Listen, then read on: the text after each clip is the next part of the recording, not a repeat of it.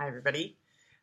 Kate Lemay here from katelemay.com, Artist of Conscious Evolution. I am here with this morning a coffee, so I hope you have a nice beverage. This will be a nice little clip, continuing on a story that I started sharing with you in the last little video I made, and it will take just a bit of time taking us down a little bit further into the rabbit hole, which has been this gorgeous journey that sometimes I think I am absolutely manifesting through my thoughts and dreams, and other times I'm completely aware that it is a wild ride, that as long as I'm willing to participate, it's absolutely phenomenally magical what synergistically happens and brings me on the journey. And I keep, some days I'm like, it's just not going fast enough, but the truth is that I absolutely acknowledge that it's going at the exact pace that it needs to go.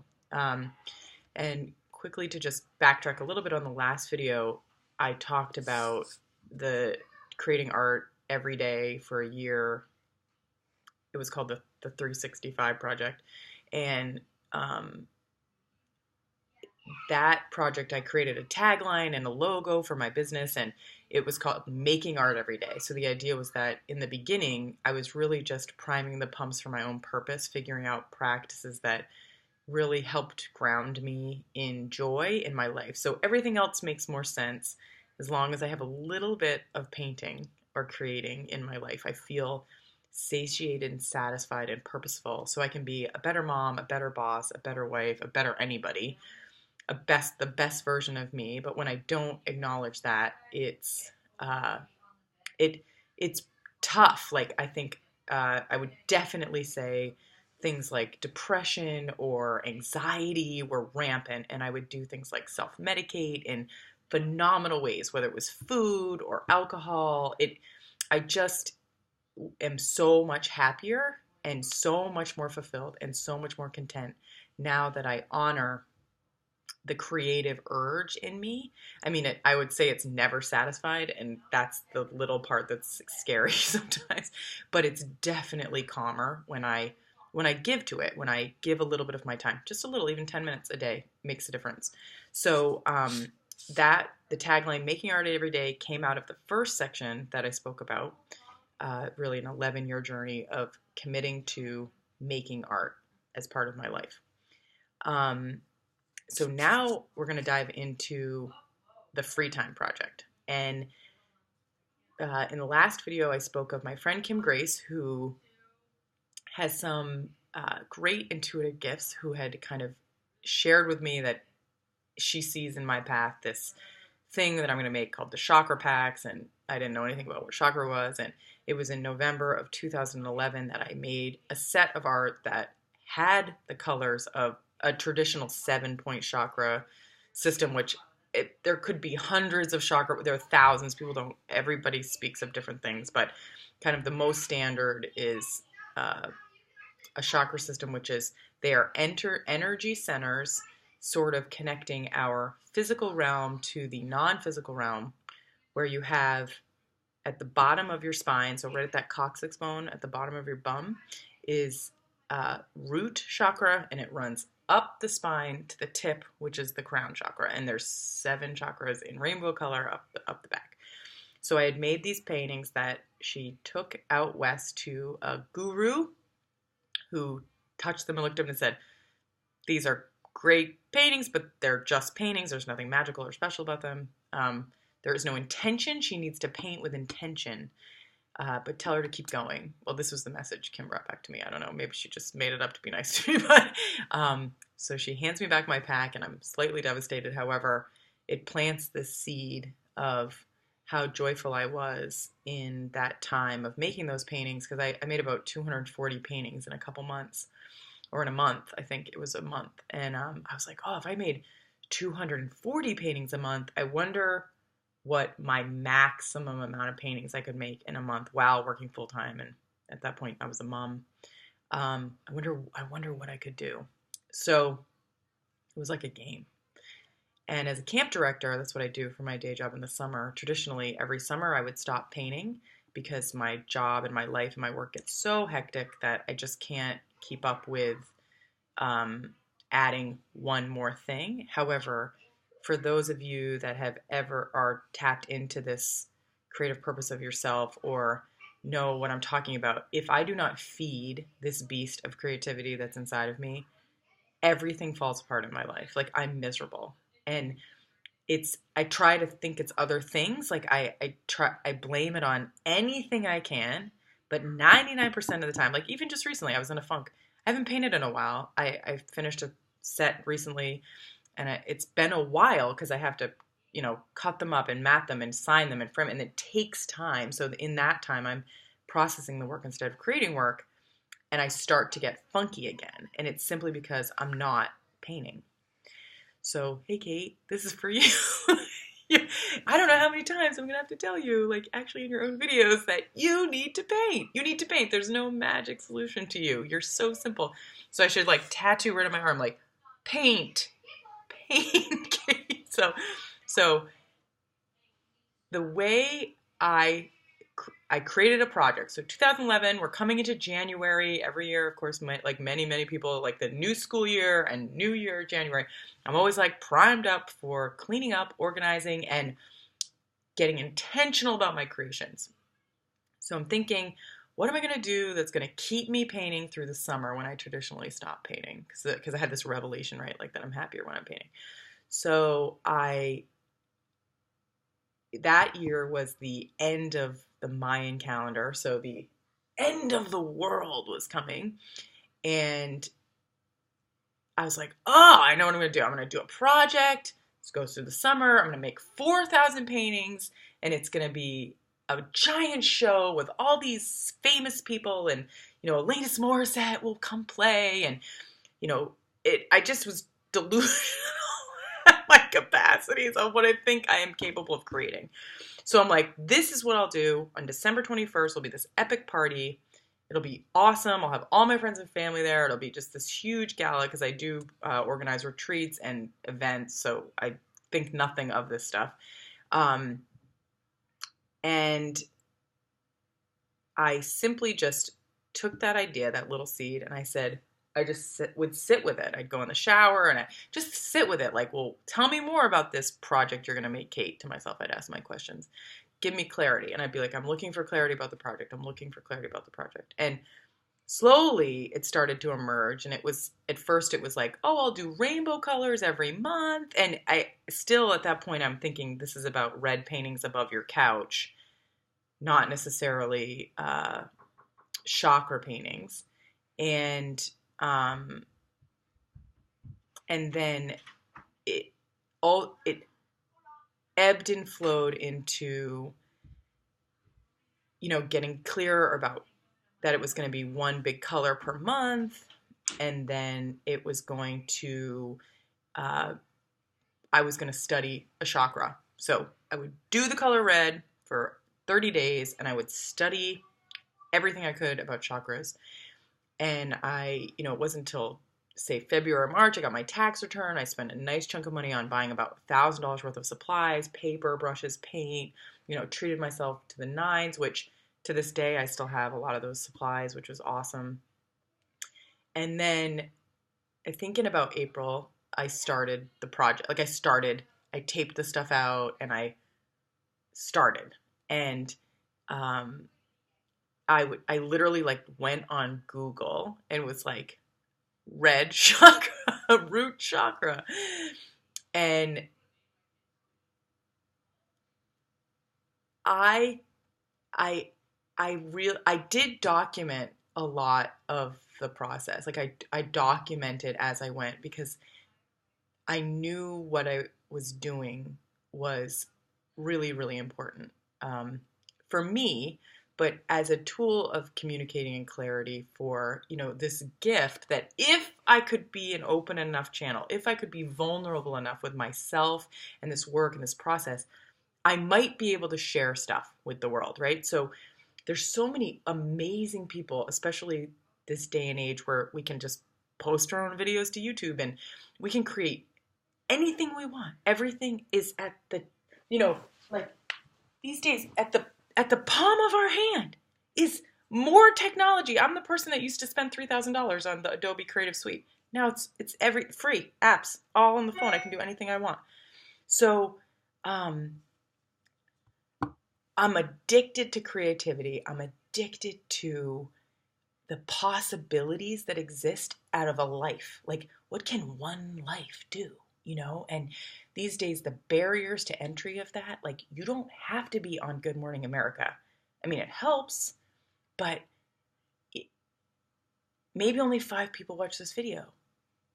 Okay, but it's out there, you know? So I'm fascinated with the process of learning through yourself, the lenses, but playing with the universe as part of that process. So I was like, since this is just a game, I'm not doing this for a job, it's just a project. The free time project, that's what it got called, because I was doing art in my free time. And the only rules, there's only like 2 rules. One is, in my free time, if I had a moment of free time, the only thing I had to think was paint first. Paint first. So I got free time, paint first. that was it. So I was like Pavlov's dog. The minute my brain thought, oh, look, I can rest, right? Up, paint. That's it. That's rule 1. Rule 2 is that it had to be done joyfully. Like, there was no force. It was absolutely an allowing. But the game, I used the trigger point to like invite myself to do something, right? So people were in my house, or it didn't matter. I was like, oh, I've got to take my things. So it's very similar to that 365 project where I was telling you I was just painting all the time. In my free time, people just got used to it. Like, they'd come over my house and be like, people, you want to hang out tonight? Well, I do, but you're going to have to come to my place because I'm working on my project tonight. And people understood that I was doing this like epic project. So they're like, yeah, sure, we'll come over to your place. You don't have to come to ours, which was really fun for me. But I absolutely invited the mystery. I absolutely allowed for the tickles. Like, I listened, intuitively. Like, if I was given a little chunk from something of somebody, like say I was in a conversation with somebody and I was like, oh, that's part of the project. And I would like write it down, run over, intertwine it. And so I was deeply learning about the chakras. So if you are at all interested in this, this could be, I could study one painting of one color for my whole life. It's that deep. This stuff is the deepest of the deep. It goes to, it doesn't, God, universe, source. Yes, it's all in there. But imagine this is the stuff that blows my mind. Ready? And honestly, like, my husband is probably the most anti this crap anyone of the planet could be. So I'm completely balanced out in this idea that this could be all fake and in my head and whatever, it doesn't matter. Imagine inside of us is a technology system greater than any technology system we have manifested at this moment, right? So imagine just like this, admittedly is incredibly powerful. It's ridiculous, right? And it's only going to get better. And it's going to be even more crazy, But imagine inside of us are areas that, if thought about in ways that you are aligning your energy, your thoughts, your sounds, your heart, your feelings, your actions, your sensations, and your physical things in the world, like, you are aligning them, you are allowing them in, and you are channeling them through you. This is the stuff that makes great stuff for our world. Because if you don't show up with all the answers, and you simply just show up with questions, and you listen anywhere, it can come from a song, it can come from a book title, it can come from a friend talking to you, it can come from, you spill coffee on the road and it shows you a design. Like, you don't know where it's going to come from. But if you're attuned to the frequency that I'm going to learn something from everything, like, there's a clue. There's a clue. And you listen to your clues. Chakras just are a way of condensing. They're a way of thinking. They're a way of taking those folders and organizing them. So, because imagine if you're like, everything in the world, you're stuck. You're not going to move anywhere at all. But if you're like, okay, we're going to talk about, so really quickly, just for giggles, if you've never even heard of what a chakra is, I'm just going to rip you through the thing here. So we'll do, so the first time I did this, I did it red to purple. So I did liberation. That's the current of liberation is moving from the bottom of the chakras to the top. So root is like your physical surroundings and your tribe, your family, your home, your practices in your daily life. So like, what do you do every day? What do you put in your mouth? What do you spend your time doing? It's very physical. If you're struggling with weight, if you're struggling with feeling like you're all up in the air and you can't get anything done, that's a red function. And it lives, feeling safe lives in red. And I was trying to think what other, groundedness, rootedness, tribe, earth, so this all lives in red. The next one up is orange, and orange is your sexuality and your sensuality. It's joy and pleasure. And, for me as a full-time working mom where, most of the time I feel like I'm working, like joy and pleasure. It was like, I called it like I had dried up orange. It dried up orange. There was nothing there. I was so dead that in that section that like nothing had joy anymore to me in my world, even though I was happy, right? There's a very different feeling than sensual feeling of joy and sexuality, than there is from just being, so that's orange. Yellow is your will mixing with the divine will. So it's like your purpose identified and actionable through tactical to-dos, that feel very intentional and haiku. Can you shut the door, sweetie? Thank you. So that's yellow, and it really is like your powerhouse. So of not ego, but your ability to get things done in this world with a divine process. And if you allow that, I know this might sound absolutely insane to some people, but I will tell you that as a person that has embraced this stuff and invited it into my world, it has been the most incredible gift I could have ever asked of a life, right? Like I feel it all. I feel like conscious evolution coming through me. Like I am a creator of a better world, okay? Heart is where we mix our relationships. It's obviously where love lives, but it's deeper than that. It's co-mingling of ideas to make this world a better place. It's engaging other souls in our process. So, because you can't do this all on your own. It's, for me, it's a lot about embracing, letting go, and untangling those strings of the heart, because I'm informed by stuff that I don't even think is necessarily true heart-centered calm. Like, when things are good in your heart because your heart is calm. It isn't tight. It isn't aching. It's not that it shouldn't or couldn't feel those things. It's just that the knowing that comes from the heart space, it's the calmest knowing. And none of this stuff is rocket science. You already use it, whether you know it or not. It's existing in you all the time. It never has to be explained. It's part of who you are, right? So you don't have to know anything about chakras to know about this stuff.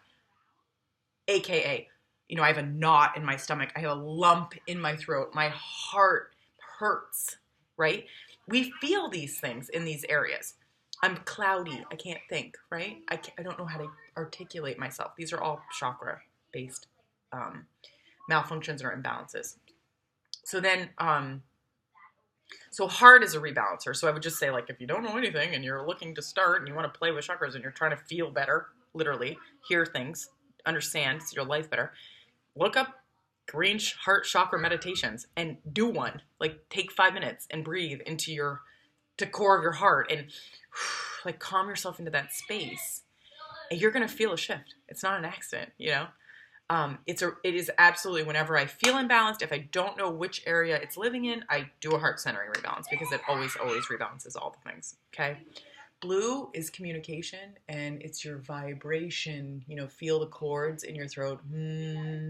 This is vibration. It's how we communicate with the world. So both in sound, but also in our words and in the clarity of our thought. This is how we engage others to become into our heart, right? We use our communication. Then here we have clarity. So this is your third eye. It lives right between your brows up there. And I use this one a lot. Like, I think I must have prayed or thought about, unknowing, not knowing anything about this stuff, I just beg every day for clarity. Please tell me what I'm doing. Why am I making 20,000 paintings?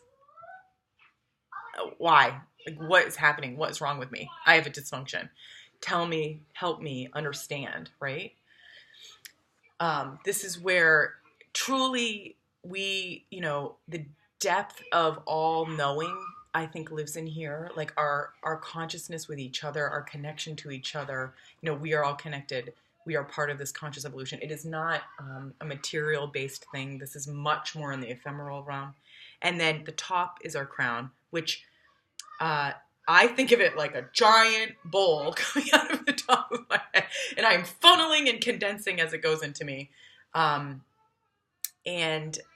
this is where if I think of it like a radio tower to the universe. So I'm this person, right? And anytime I want, at all times, the universe or that which is all blah, blah, blah, like the gorgeousest, most yummiest, beautiful knowledge you could ever fathomly imagine. You ask a question, you listen, you get clear about it, you start to talk about it, you build other people around it in your heart, you start taking actions and getting it out of you. It's juicy and yummy and expansive and full of joy and pleasure, and then it bursts into the world. So that's taking a crown idea and pulling it through the chakras. Okay? So I lived on a path exploring each one of these colors one by one, months at a time, 90 days at a time, and eventually it was November, and a lot of things in my life were changing. So I just want to say that, like, this work I was doing was not just about the art. I was doing the exercises. I was learning about myself. I wasn't practicing one, I was practicing one or two exercises. There's probably thousands you could do for each one of these. Anything you want to learn, you can learn.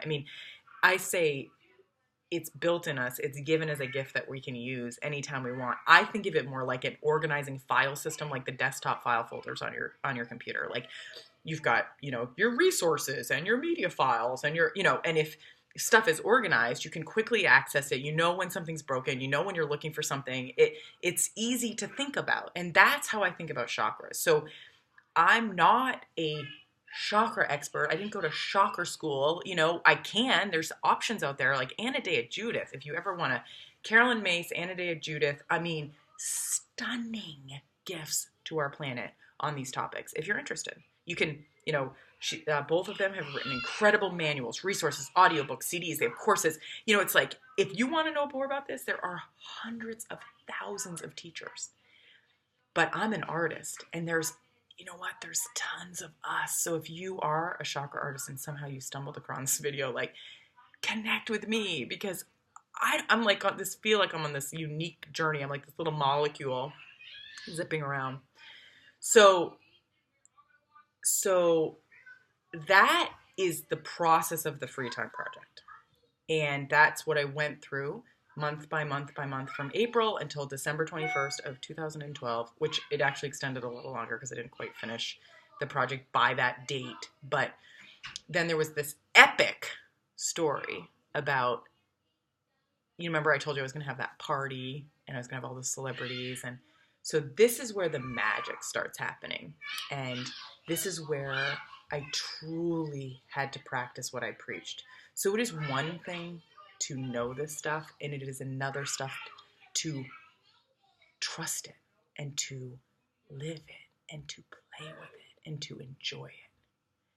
And when you start to do that, that is where books come from and movies. And it's so much bigger than you. So we're going to tell the epic LA story where I with no money and no time, and my life in pretty much like total chaos.